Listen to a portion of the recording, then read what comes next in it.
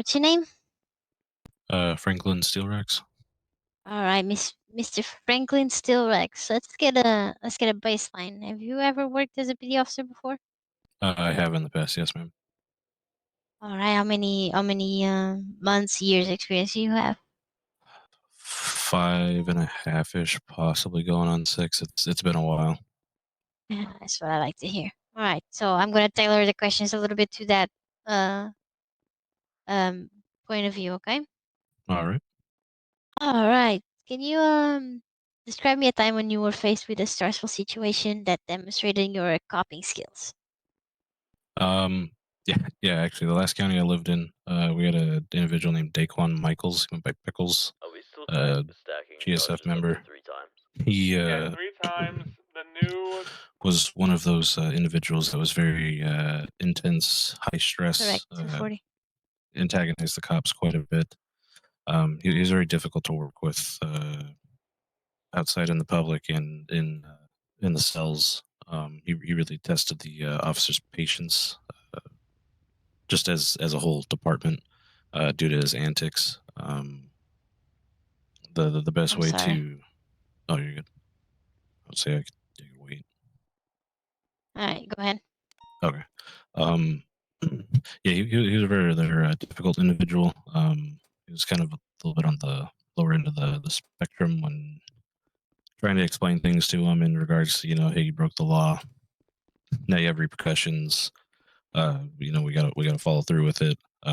He was one of the ones that took no for an answer and would go out of his way to make our jobs as hard as possible, like the ones that you would see downstairs right now. Um, the best way that we're able to handle situations like that was to step away after either searching him, reading him his rights, getting a lawyer if he still requested, and taking that little 10-second break and kind of recoup yourself and go back to handling that specific individual. Okay, can you give me an example of a time that you had to make a split-second decision on the job and how that decision pan out? Um, One of the last big profile cases I was working on, there was an organization called the Jesters that was, I guess, the equivalent of anonymous.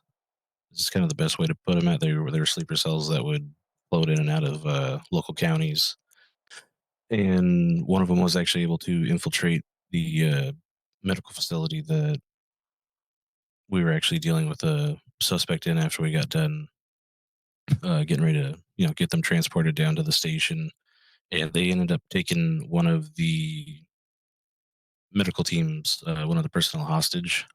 He had some sort of serum in a needle that he ended up sticking to her throat and was demanding a bunch of classified information that was out of that medical facility. And unfortunately, we had to take a shot on them before they injected the EMT with that serum because we didn't know whether or not they were actually going to follow through with it. Okay. Um. So being a police officer, sometimes we pay an oath, and we need to go by that oath, which is protect and serve. Have you ever had to go above and beyond the call of duty? And what's the situation and what happened? I've had instances in the past where I was either head honcho or in the higher ups of a precinct, and for whatever reason, in the past, a lot of people like to focus on the cadets and take them as hostage and things like that. And I always found that very discouraging for the people that were coming in trying to be eager to learn the ways of being a law enforcement officer. And there were several times in the past that I rather exchanged myself for the people underneath me to make sure that they got home safe. Because I didn't always think that was quite fair for them to be learning the ropes and trying to get their placing within the said department, and was willing to jeopardize my own life for the safety of those others that were, underneath me. Okay, okay. All right. Sometimes the only way to resolve a situation is to negotiation and compromise. Can you tell me an example of that happening in your career and what happened in that situation? I'm trying to think because I don't, I'm trying to look back like way deep. Like let me ask just for some clarification. More like hostage rescue situations. I'm assuming with like bank facilities. Was it kind of That or either a situation that you had to escalate down via negotiation. gotcha? Okay. Yeah, we had a big bank job about 2 years ago. They ended up getting a hold of 8 hostages, and I think it was like a 6-man team. Um, I pretty much ended up taking, I wouldn't say the heat, but I made a judgment call to ensure the safety of the individuals that were being held at gunpoint due to, at least in my county, having class 3 and class 4 fours being explosives and like fully automatic shotguns of that nature. Um, we didn't really know what their intent was, whether it was going to give us they were going to give us all 8 of those hostages or not. So I ended up making the judgment call of, we'll let you guys walk scot free. We'll give you guys about a 30-second head start, but we want all the hostages out. If they they complied with it, luckily, but I let them know that that is the only way they were going to be able to get out if they gave us all 8 hostages along with that head start. Okay. Um. Obviously, being an officer, you've been in a situation that you had to escalate things verbally and or physically. How did you deal with that situation? I try my best not to go that route. However, like you said, there's times that unfortunately you have to. I've always gone off the golden rule of, as long as there's no firearm being pointed at myself, other civilians, or even one in hand, it should never go to that caliber. Now, once I would see that someone ended up having a firearm in their hand, whether pistol, shotgun, whatever it may be, I would always ensure that I at least had officers around me that had 2 lethals and at least 1 non-lethal. However, would keep the non-lethal one kind of back a little bit, just to ensure that if they did turn around and fire in the direction of the officers, the one that had the non-lethal didn't have to swap to their actual duty firearm, just to prevent that cause. Uh, However, I would try to go out of the way to maybe go for like a leg shot or something like that, try to disable them. Um, go for a tackle. Try to be as non-lethal as possible, unless they force that hand. Okay. Um. So, what are you seeking as a in your police career nowadays? Seeking as some sort of a certification, anything that we can, attach to your profile and be on the lookout for? Also, how far do Um, you see yourself going? I mean, I'm gonna be honest. I've been all the way to the top a couple times. I've been commissioner of state before. I've been the chief a couple times in some counties, below command, high command. I'd like to at least get to somewhere in low command at some point, which I'm assuming would probably be around the sergeant range in your guys' department. Not 100% on how that all operates, um, but at least somehow be a supervisor and FTO at some point. Being able to kind of help out where I can. Um, I heard that is GIU a thing in your guys' precinct? Um, Yes. it is. It's just currently unmanned. It's they're looking to put a new head to it. Oh, interesting. Okay. You need to be a Yeah, senior officer for that qualification. gotcha. Okay. Yeah, I've been a part of SWAT. I had tactical medics in one of my precincts in the past where we'd have people assist with EMS if there wasn't enough EMS faculty on duty. or not, around at all during certain times of the day. Um, I've been the head of narcotics before, which I thoroughly enjoyed, but I really did enjoy GIU as well. So if there is a GIU and there's room for that subdivision, that'd be something I'd definitely headhunt for. I'm not sure if Mm. you're able to see much in the PD emails at the moment, but they are currently looking for a head for GIU. It's just one of those situations that if that's something that someone wants, it's a slow Well, yeah, process that for you got to fight for. of course, and first come first serve, obviously. Not necessarily. It's whoever's best qualified. Gotcha. Okay, well, that's something to keep on the radar. Then I did thoroughly enjoy it. I assume with seeing your CID vest, I assume GIU would work really close with you guys because I always kind of made my GIU and CID work together.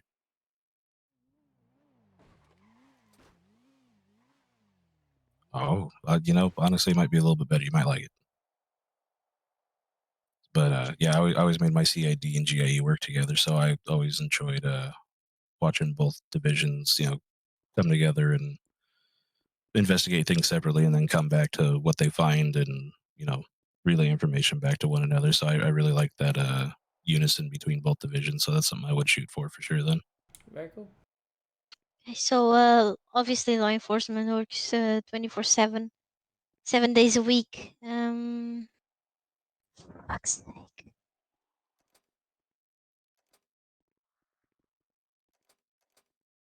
It's not my service, it's my actual number. Um so how much hours do you think you would put in like towards on duty?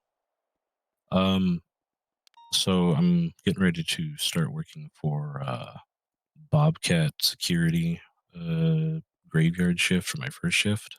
It's going to be 2:30 a.m. to 10:30 a.m.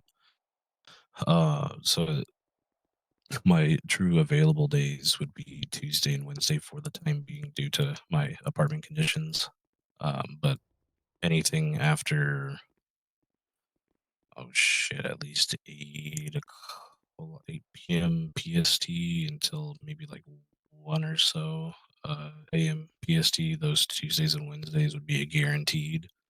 And then I would try to be around periodically for the rest of those times here in the next like month and a half to 2 months once even my wife's Scarlett, she's on the EMS team. Once we get our foothold in our new household, I'll be able to be around a lot more in those down times. Okay. So a little bit slow at the start, but here in the next like 2 months, I'll be able to start picking it up pretty heavy. So more of a personal life question. Any sources of stress going on lately that we should be aware about? Not that I can think of now.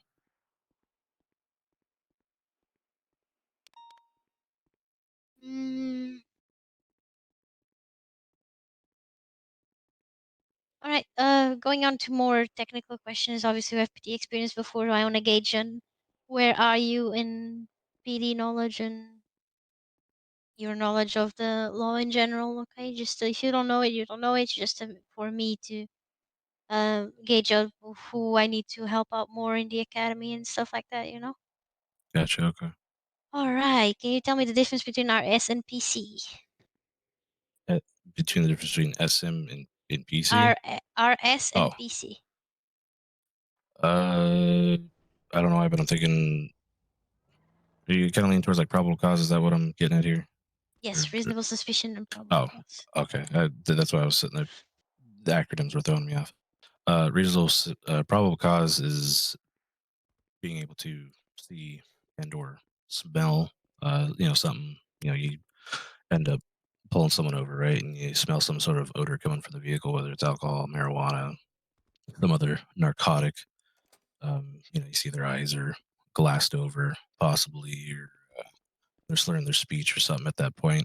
I feel like I would have the probable cause to ask them to step out and either perform a field sobriety test and or search of the vehicle. Reasonable suspicion. I've always gone off of the golden rule of it possibly could happen, or that possibly could be the case, but I don't have any determining factor that would let me to be able to follow through with the next chain of events which would go back to field sobriety test, search of the vehicle, search of the person. All right. So obviously, as an officer, you carry a lot of gear in you and with your vehicle. In your opinion, what's the cop's greatest weapon? Cop's greatest weapon, I'd I'd say their wits, their knowledge, their experience. You can have all the equipment in the world, and still be an okay or crummy cop, but and not to like talk bad for anyone by any means, but if you don't have the experience and the knowledge, doing it throughout the years, you could have everything under the sun and still not be able to perform as someone who has very little but is a good cop. With that the information that they possess. All right. Let's test a little bit of your law knowledge and the rights that you have as a police officer. What can you tell me about Terry versus Ohio? Uh, I've never even heard of it. I'm gonna be honest. All right. Um, skip those ones. I'm done. You want to move on to scenarios, Charlotte?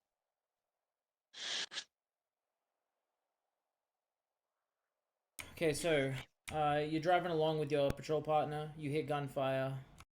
Um, you see two people run out of an alley where the shots were fired. One runs towards you, the other one runs away from you. As your partner exits the vehicle, they are shot at by the individual running away from you. What is your course of action? Ensure that they're all right. First of all, make sure that they're not hit. They are It's hit. hard to. Oh, they are hit. Okay. At that point, then I would personally stay with them. Use the vehicle as cover because we don't know if that second individual has a firearm on them that was running towards us. Um, and kind of start a perimeter as best as I can with just the one squad car that I have, and then I'd call it into the rest of the department or dispatch and let them know that uh, my shots fired were 1013. So I'd let them know that we had 1013s, one officer shot. We need to start having EMS rolling in on standby and other officers in the area start giving a description of the individual that was firing and see if we can have someone get a get an extra patrol car on them, but have another one show up on scene to assist the officer that I'm with. Okay, cool. Yeah. Good answer. Like to hear, that you'd be trying to put pressure, stop the bleeding, maybe tourniquet, and make sure that they're stable. Like to hear that kind of stuff. Obviously, calling for backup's always a good answer as well. Um, I'll give you another scenario. This one's gonna be more of no right answer, just how you would go about it. Okay. You notice a dog is walking on its own. It's wearing a small vest with tiny bags on it, and as it crosses the road, one of the bags drops and opens, revealing a white powder from within. What do you do? Uh, hmm. Okay, this one's interesting. I, me personally, it's kind of hard to say what that substance or compound could be. It could be some sort of, this is just from experience in the past with white substances powders. It could be something for, firing a detonation for some sort of explosive. Could be narcotic. It could be flour for all I know. Um, I would personally end up collecting the item that was, dropped by said canine and see if I can get animal control in the area to assist. I would call additional officer as well too, just to make sure that God forbid if it was something explosive that was on this poor dog, to just be on standby just in case something like that would possibly happen. If we could get the animal control on scene, be able to try to attempt to take that vest off that animal and investigate a little bit further. Okay. It's a good answer. I'd like to also hear potentially following to see where that dog is going, because dogs always, they know where to go home. That is true. Um, you already kind of mentioned it previously about a hostage negotiation where you kind of had to act a certain way and take heat on something that you may not have been permitted to do, but it was at the time the right thing to do. Just run me down on a hostage situation. It's 4 hostage takers, 2 hostages. You arrive on scene as the first. You're going to be negotiating for the hostages. As you make contact with them, you realize that they are making actual visual and verbal threats to the hostage. They're not just, trying to do the normal taking hostage things. You see that they may be trying to cause physical harm. They have intent to harm. Correct. How would you go about that? Best thing I would try to do is keep their focus on me, not the individuals. I know that's just a little bit easier said than done, and it's hard to predict what they're going to do next.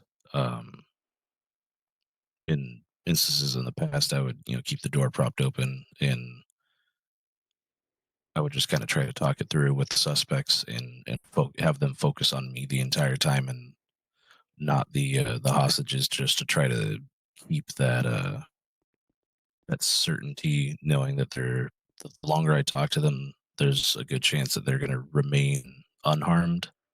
Just follow through with their demands as long as they're not absolutely absurd by any means. We'd get to LS special most of the time, fair chase, free passage. Just try to stay in the suspect's good graces to prevent that unnecessary bloodshed. Okay. And I guess the last question for me. This is going to be a little bit more of a personal question. What Okay. was your opinion on pineapple on pizza?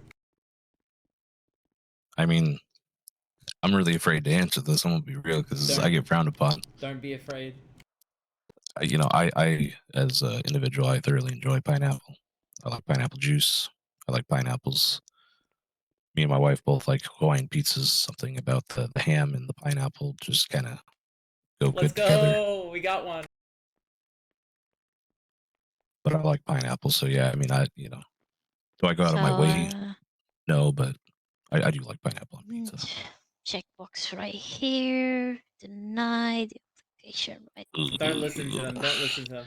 Everyone in this Joke's on apartment you. I fucking was a weird. bluff. Nah. Okay. No. We'll definitely be in touch with you. Hey, if he makes it through, I want to FTO this one. I would say if that is the case, I hope the schedule's like not for you, and I apologize. Me and Scarlett have 2 little ones, and it's very difficult if catch my drift. It's okay. Yeah. We well, I can't say we. I am a very, very nocturnal, weird hour person. So Wicked. I'm around really late at night and through the day. So Oh, yeah. Well, I appreciate your lady's time. More of an in-depth interview process than some of the other departments in the past. yep. So we record this. Obviously, this is going to go to our high command. High command's going to Right. review it, and they'll get back to you with an accept or deny within 3 days. And if you get accepted from that point, you'll be onboarded into the academy. Okay. Is that one where I'll have to like be around at specific times for that? If you can't make a specific time, we could, discuss something else. But yeah, there would be a large academy that you can try to make. Okay. I will, like I said, I'll try my best. Doing, like I said, living situations and the 2 gremlins that I, enjoy your dreams being always around make come it hard. first. Correct. But I appreciate it. Of course, and we're all clear here. We'll escort you back downstairs. Wicked.